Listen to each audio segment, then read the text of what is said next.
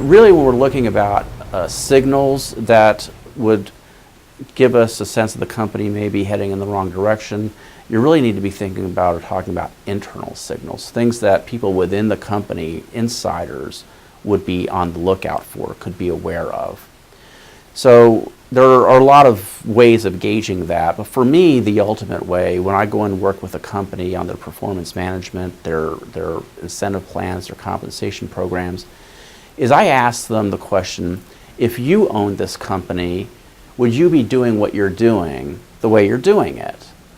And that question is relevant no matter if I'm talking to the CEO or a direct report or somebody on the product line. They usually will answer me fairly candidly about this. The person on the product line might say the ideal answer is, yeah, everything's fine. You know, we're producing, we're making money here, our customers are happy, our vendors are supplying us, it's a good relationship all around.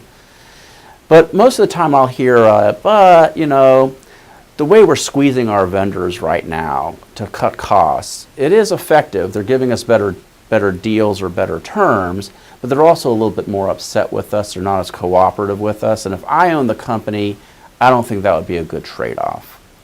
And even with the CEO or the CFO, we might be asking that, and they'll say, no, everything's great. We got a great team. We got a great strategy, all gung-ho.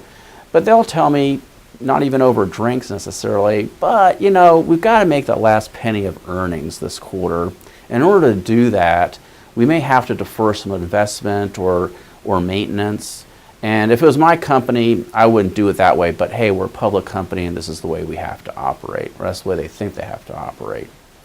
So for me, the question in the company is whether if you were the owner, is that the way you would behave? Is this the stuff that you would be doing? Is a great litmus test for signaling whether or not the company is going to have some problems, because owners have a sense of identity with their company. No owner wants to have customers that are unhappy or colleagues that are unhappy or vendors that are not going to work with them in a very productive way. And all that has to be managed. An owner's going to manage that in a way that's good for their whole ecosystem of the business. And when you undermine a sense of ownership, when that's just not there and people behave in ways that they wouldn't if they were owners, you're heading for problems.